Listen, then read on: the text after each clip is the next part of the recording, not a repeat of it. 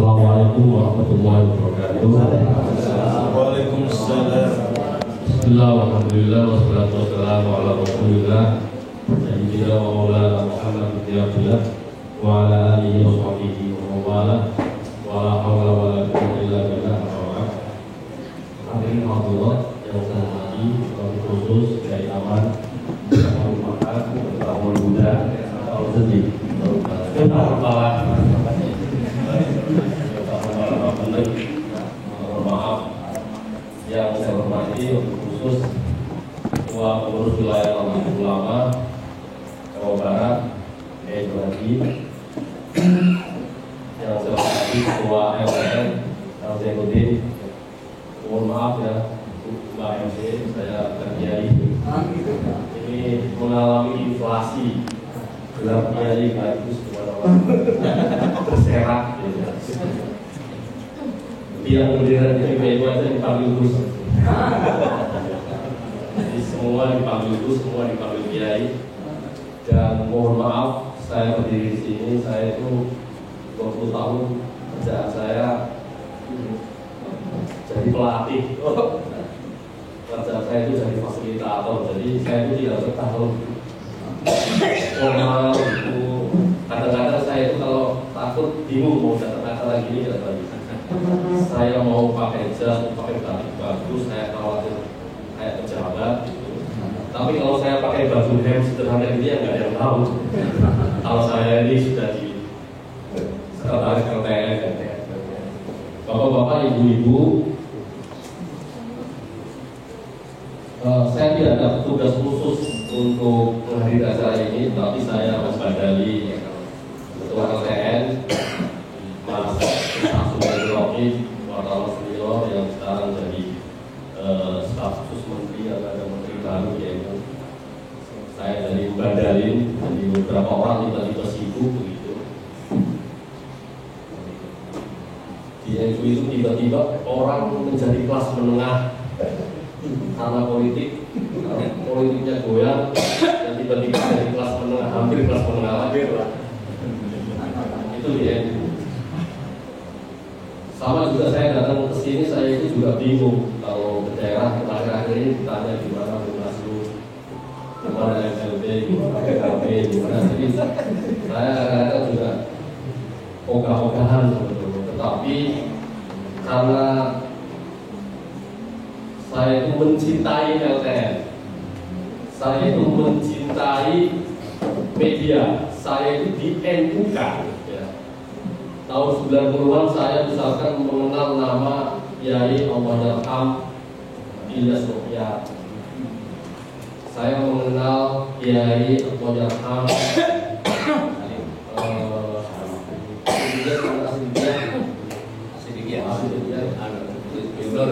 Gus Dur Muhammad Iskandar Allahyarham. Lalu saya di Jawa Timur mengenal Allahyarham Kiai Imron Hamzah, mengenal Kiai Irfan Jibri, mengenal Kiai Idris Marzuki Riboyo, mengenal Kiai Fawaid, itu dari media. Jadi saya itu sebelum mengenal NU, yang mengenal Kiai-Kiai itu di melalui media. Waktu itu namanya tabloid Warta yang berdiri tahun 1986 pasca Muktamar Situbondo 1984. Setelah saya ngantri di pesantren Kerapiak tahun 95 akhir, 96, 95 saya lulus SMP tahun 95. Saya pesantren di Kerapiak, saya makin tahu NU karena baca majalah yang namanya majalah santri. Majalah santri itu diterbitkan oleh Robitoh Ma'ahid Islamiyah RMI. Ini namanya susah lagi. Nah, ini namanya susah lagi. Ini ma'had yang mufrad aja orang nggak tahu, apalagi ma'ahid nyebutnya susah. Kalau ma'ahid dan Islamiyah gitu, kalau ma'had dan Islamiyah itu susah juga itu. Kalau bukan santri ya nggak bisa. Gitu. Nah, saya itu di NU-kan oleh media-media itu.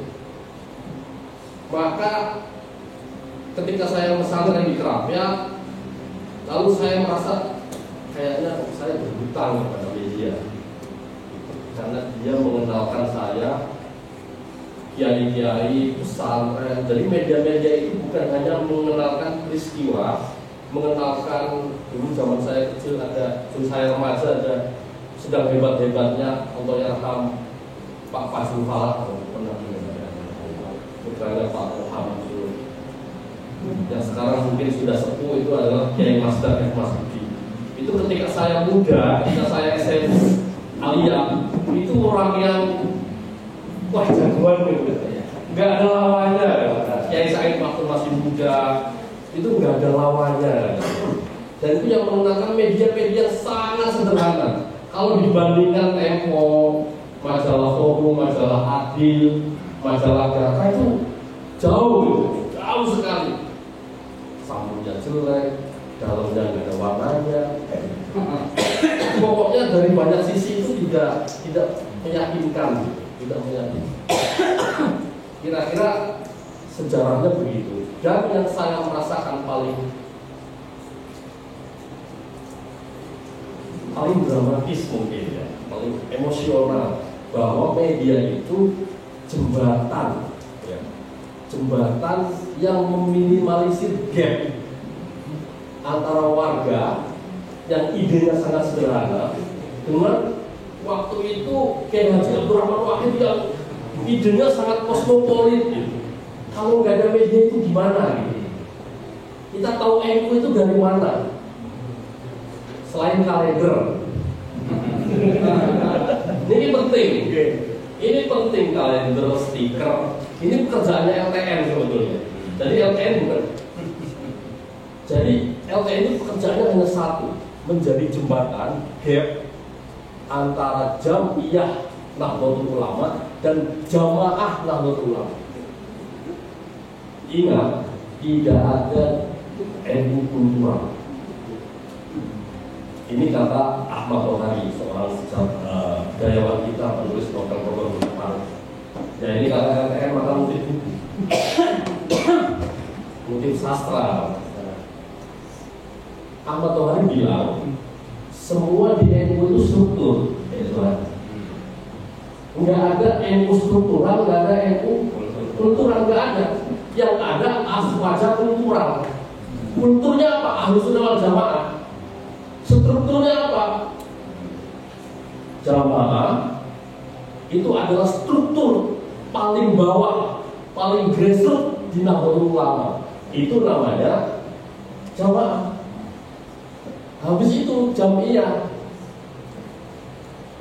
Tidak ada yang dihadap-hadapan, didikotomiskan, ya, antara kultural dan struktural. Nggak ada itu.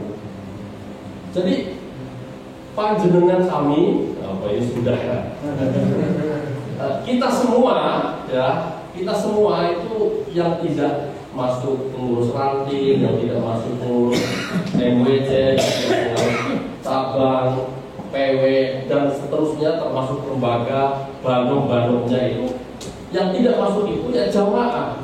Jamaah itu bagian dari struktur. Jadi tidak ada istilah menjamiahkan jamaah, itu tidak ada. Karena semuanya itu bagian tidak terpisahkan. Nah, yang mampu membuat menjadi jembatan gap antara Kiai Haji Abdul Rahman Wahid, katakanlah pada waktu saya remaja, dengan saya yang waktu itu kecil,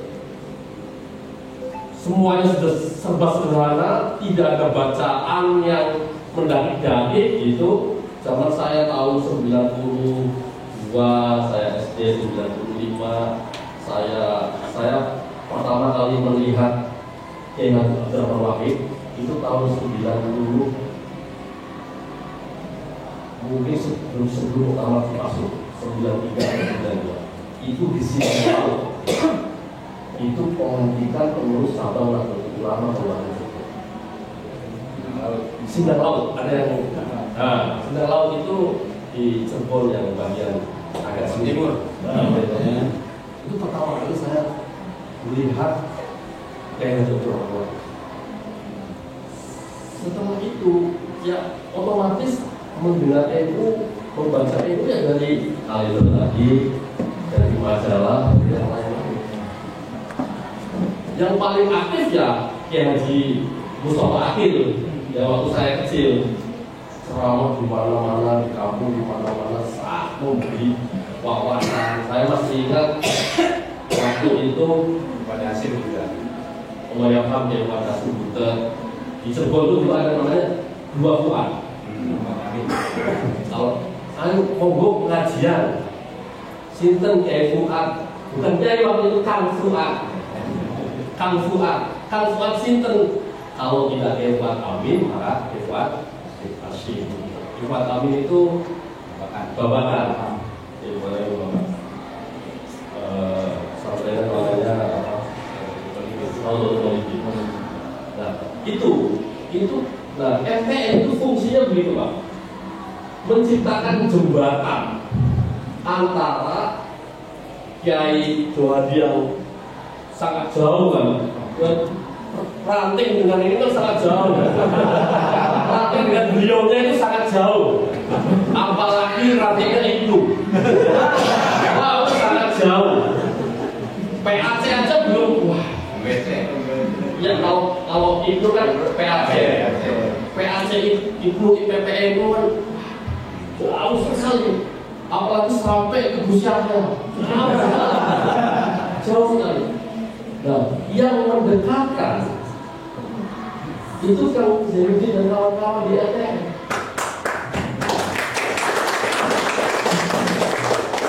Mendekatkan dengan apa? Dengan kalender, dengan majalah, dengan dulu majalah. Sekarang ya NU online.org.id, NU online Jabar.org.id dan lain-lain. Alhamdulillah ya, Nahdlatul Ulama itu berdiri selalu diiringi oleh media. Selalu diiringi, saya banyak menulis tentang media, karena saya tadi itu merasa berhutang dengan media.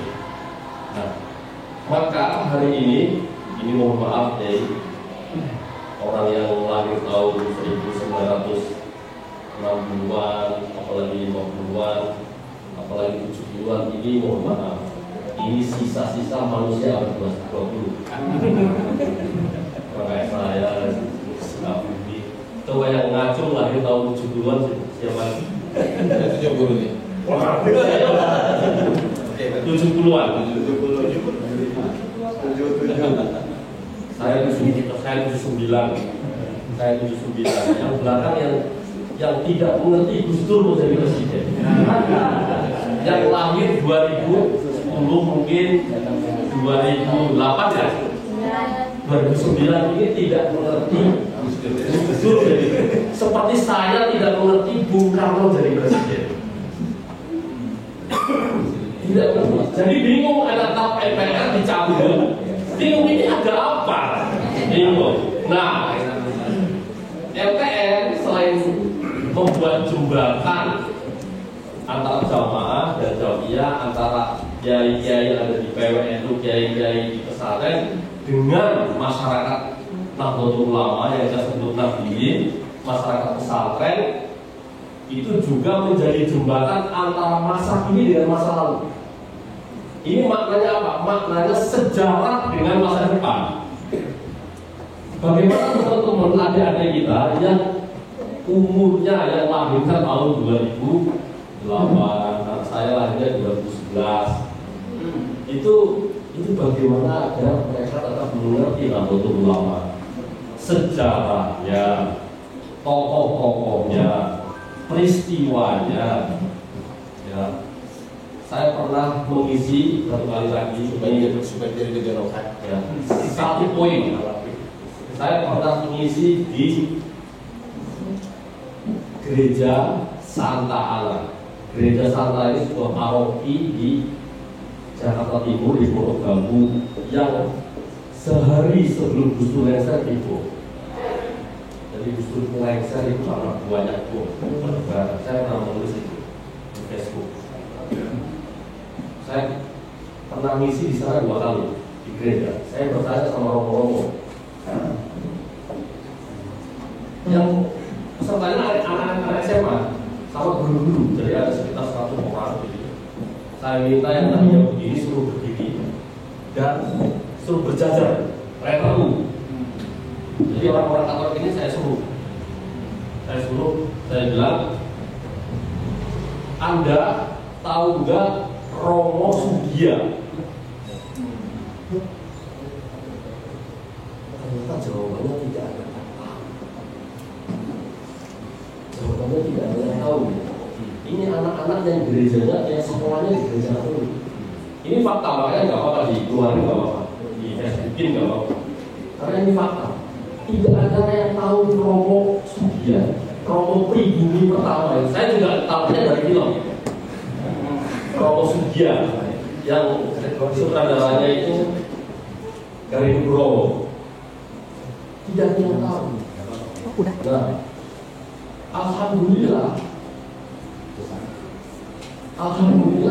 Nahdlatul Ulama ini kalau yang ini berkumpul nih, mungkin ada 60-70 orang, ditanya siapa Hadratus Syekh Muhammad Hasyim Asy'ari.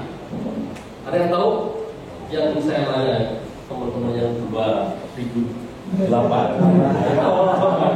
Ada yang tahu siapa pendiri NU? Ada yang tahu nggak? Kompak betul, tahu semua. Ini keberhasilan LTR.